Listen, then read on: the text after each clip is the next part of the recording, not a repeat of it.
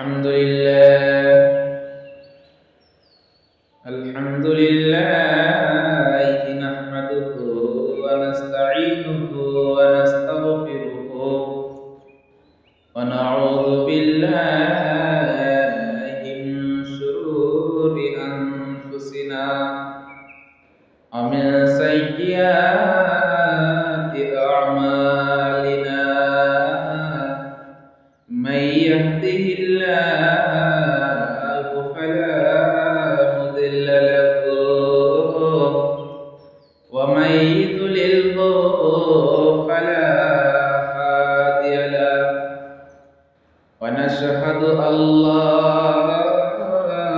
إله إلا الله وأن محمدا عبده ورسوله أما بعد أعوذ بالله من الشيطان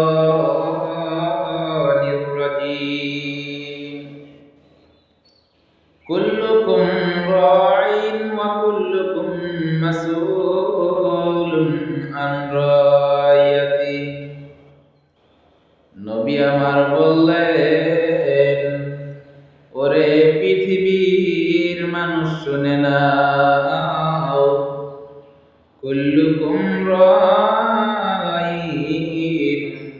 গোটা পৃথিবীর জমিনে যত মানুষ রয়েছে সমস্ত মানুষকে মহান রব্বুল আলামিন দায়িত্ব দিয়ে পাঠাইছেন, পৃথিবীর বুকে দায়িত্ব দিয়ে পাঠাইছেন। ওয়া কুল্লুকুম মাসউলুন আন রাইয়াতিহি, পৃথিবীর ভিতরে যার যার যে দায়িত্ব দিয়েছেন সেই দায়িত্ব সম্পর্কে কাল কিয়ামতের দিবসে, কাল কিয়ামতের দিনে হাসরের ময়দানে জিজ্ঞাসা করা হবে। আর যদি তার দায়িত্ব পৃথিবীর জমিনে পালন না করতে পারে, তার দায়িত্ব যদি পৃথিবীর বুকে পালন না করতে পারে, ইল্লা হারামাল্লাহু আলাইহিল জান্নাহ, তার জন্য আল্লাহ রাব্বুল আলামিন তার জন্য জান্নাতটাকে হারাম করে দিবে। পৃথিবীর ভিতরে তার দায়িত্বকে পরিপূর্ণভাবে নিভাইতে পারবে না, তার পরিপূর্ণভাবে দায়িত্বকে পালন করতে পারবে না, কাল কিয়ামতের দিন তাকে জাহান্নামে দেওয়া হবে, তার নসিবে জান্নাত হবে না। ফাল ইমামু রাঈন, পৃথিবীর জমিনে যারা সরদার রয়েছে তাদের দায়িত্ব রয়েছে যে পৃথিবীর জমিনে তার সরদারের আন্ডারে যত মানুষ রয়েছে সমস্ত মানুষের দেখাশোনা করা, তারা পৃথিবীর জমিনে কিভাবে চলছে, কোন ভাবে পৃথিবীর ভিতরে চলছে সমস্ত দেখার দায়িত্ব হচ্ছে সরদারের। আর যদি তার দায়িত্বকে পালন না করতে পারে তার জন্য জান্নাতটাকে হারাম করে দেওয়া হবে।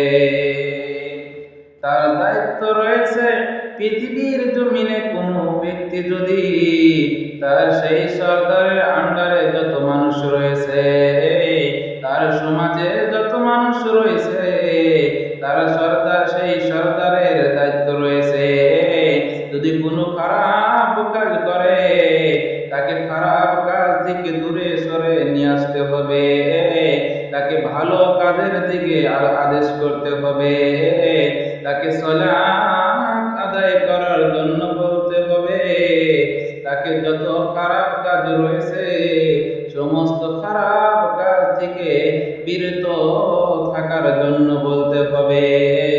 আর যত ভালো কাজ রয়েছে সমস্ত ভালো কাজ করার জন্য বলতে হবে।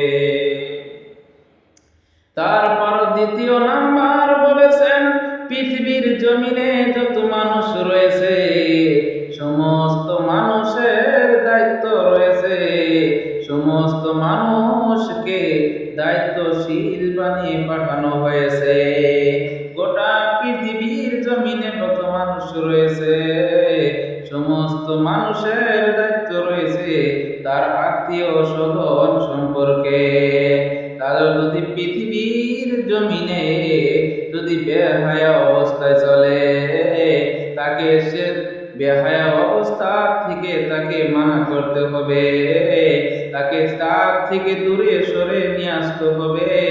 কেউ যদি সালাত না আদায় করে তাকে সালাত আদায় করার জন্য বলতে হবে। কেউ যদি ইসলামের কাজকে বিরত থাকে, ইসলামের কাজ থেকে কেউ যদি দূরে থাকে তাকে ইসলামের কাজের দিকে আনতে হবে। কেউ যদি ইসলামের কাজকে যদি নফরত করে তাকে ইসলামের কাজকে তাকে বুঝাইতে হবে। কেউ যদি পৃথিবীর জমিনে সিয়াম যদি পালন না করে, তার আত্মীয় স্বজনের ভিতরে যে সিয়াম না পালন করবে তাকে সিয়াম পালন করার জন্য বলতে হবে।